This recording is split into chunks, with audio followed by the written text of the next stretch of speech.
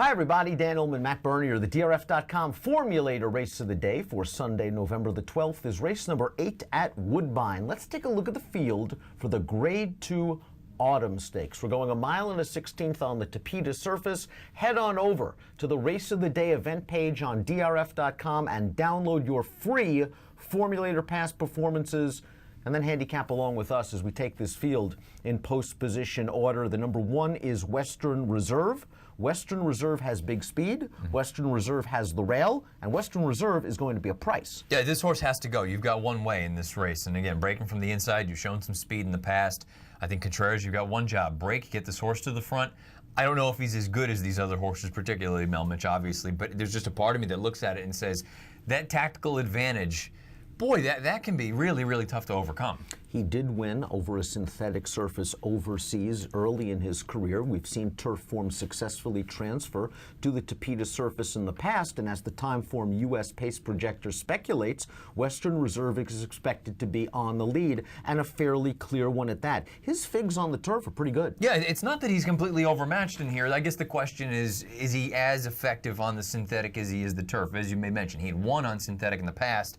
Is he as good on the synth as he is the grass? Now, the question with the two tail of the Nile is he as good on the grass as he is on Right. the synthetic? This is a horse that's won half of his lifetime starts on a synthetic surface, which means this is what he wants to do. His turf races, but last time out, his allowance race was solid.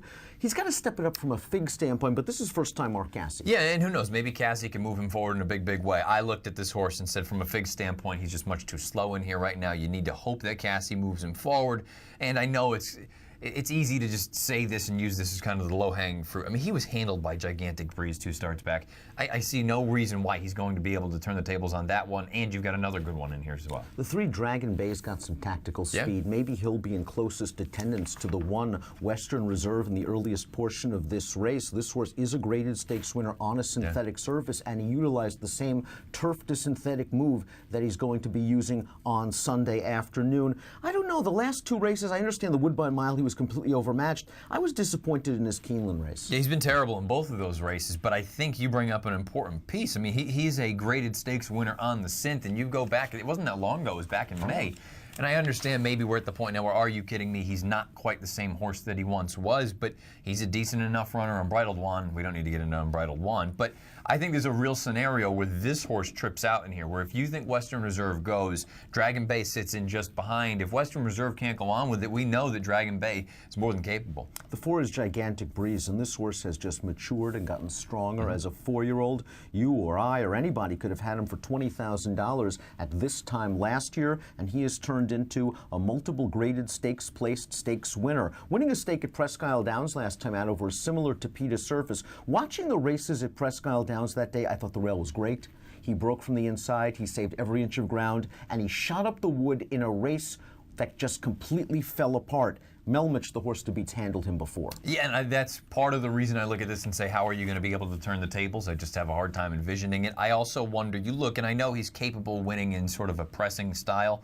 I think he's best when you take him back and make a run. If you do that, I don't know that you can outkick Melmich, and I also don't know that the pace sets up for him. The horse to beat, as you see on the morning line, is the number 5 Melmich, 3-5, and deservedly so. He has won all 5 of his prior starts in 2017, a 97 Beyer performance most recently in the Grade 3 Durham Cup, a race which oddly set up so well for him. It seemed like all of his opposition just basically went for it early. A half mile out, Melmich was just able to sit back and say, if you want to knock yourselves out, go ahead, and swept by and won by 8 lengths.